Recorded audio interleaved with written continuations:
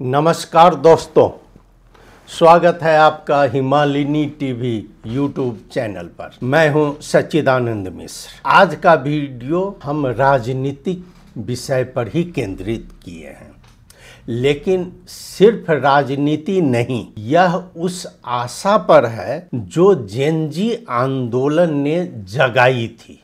लोगों के बीच में वह आशा उपजी थी, वही आशा जो सुशीला कार्की की सरकार की वजह से निराशा में बदलती जा रही है। जी हाँ, 3 बड़े विवादों का मैं चर्चा करूंगा अभी। 3 बड़े विवाद, 3 बड़े सवाल और जनता का एक ही दर्द।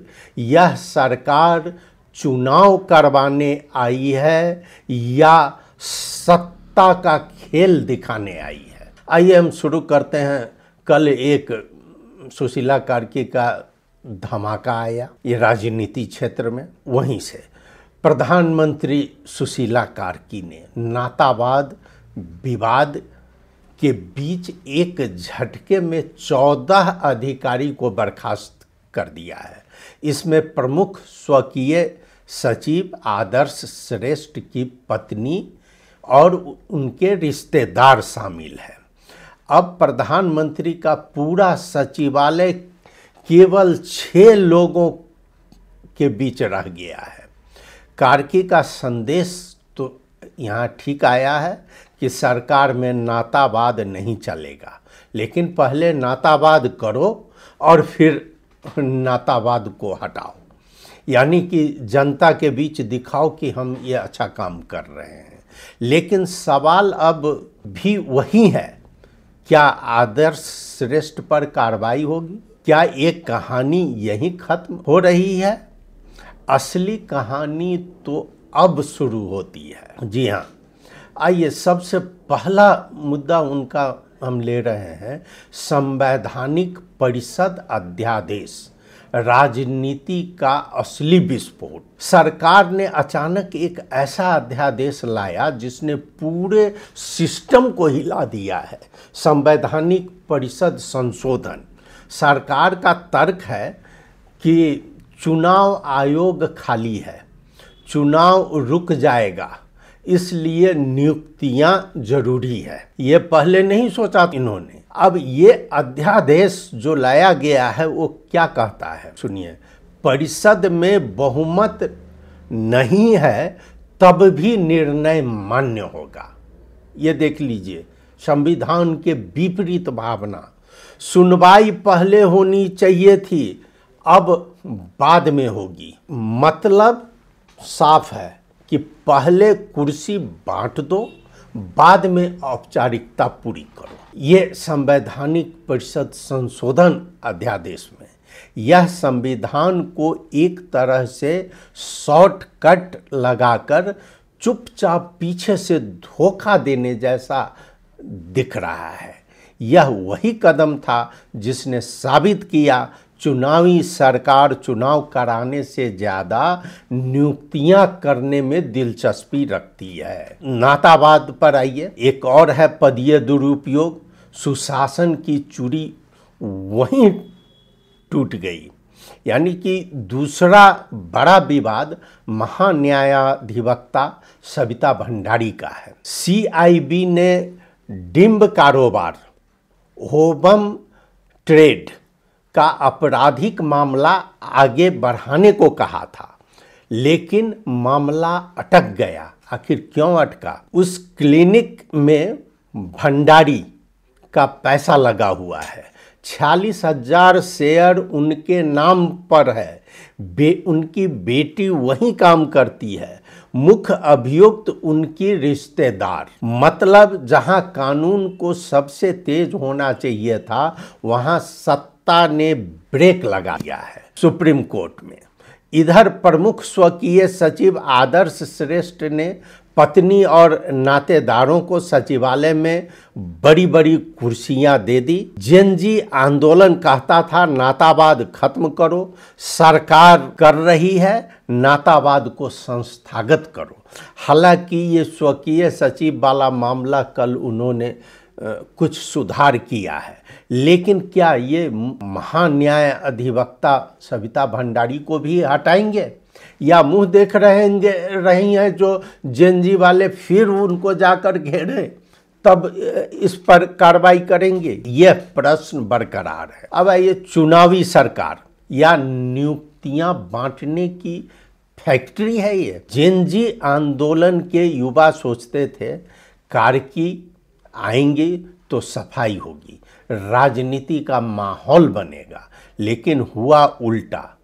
14 संवैधानिक पद फिरता, 11 देशों से राजदूत फिरता, आयोग भंग और फिर नियुक्तियों का रास्ता खोलने वाला अध्यादेश सामने लाया गया। यह काम कोई चुनावी सरकार नहीं करती। चुनावी सरकार तो इनका तो 5-6 महीना के लिए ये आई हैं और ये नियुक्तियां 6 साल के लिए हैं। तो ये क्या दिखा रहा है कि ये सत्ता बाद तक भी इनके नियंत्रण में रहेगा। ये कहाँ का चाल है, इनके पीछे कौन सी शक्ति है, ये अब लोग सोचने पर मजबूर हो रहा है। यह काम राजनीति से चिपकी हुई सत्ता करती है, दूसरा नहीं। आखिर यही काम केपी शर्मा ओली भी करते थे, पहले भी यही काम हुआ है। तो ये नया सरकार का क्या मतलब हुआ? इसलिए जनता पूछ रही है, क्या यह सरकार कराने आई है चुनाव, या चुनाव से पहले अपने लोगों का सेटिंग मिलाने आई है? ये बहुत बड़ा प्रश्न है। जेएनजी आंदोलन का जो सपना है वह टूट रहा है। जेएनजी आंदोलन का मूल संदेश क्या था? तो मूल संदेश था पारदर्शिता, जवाबदेही, नैतिकता, नातावाद को खत्म करना। लेकिन जब सरकार खुद अध्यादेश से संस्थाओं की काट छांट करे, रिश्तेदारों को पद दे, विवादित मामलों को दबाए रखें, तो जनता कैसे भरोसा करे कि यह सरकार पुराने नेताओं से अलग है? आखिर इतने राजदूत को बुलाकर और अपने प्रधानमंत्री निवास में सही करवाना, ये कहाँ की नैतिकता है प्रधानमंत्री के लिए, जो सबको सही करवा रहे हैं वहाँ और सबको बुला लिए हैं? क्या अपना आदमी का सेटिंग मिलाने के लिए? तो यही दिख रहा है कि नेता बदले हैं लेकिन प्रवृत्ति नहीं बदली है। अब आइए, राष्ट्रपति की भूमिका निर्णायक हो सकता है, क्योंकि वह अध्यादेश राष्ट्रपति अध्ययन के लिए रखे हुए हैं। अब पूरा देश राष्ट्रपति रामचंद्र पौडेल की ओर देख रहा है, क्योंकि अध्यादेश बिना उनके हस्ताक्षर के आगे नहीं बढ़ सकता। क्या वे संविधान की आत्मा की रक्षा करेंगे, या बुझे स्वर में सरकार की राजनीतिक मंशा को हरी झंडी देंगे? यह लोगों का इंतजार है। जनता का एक ही गुस्सा है।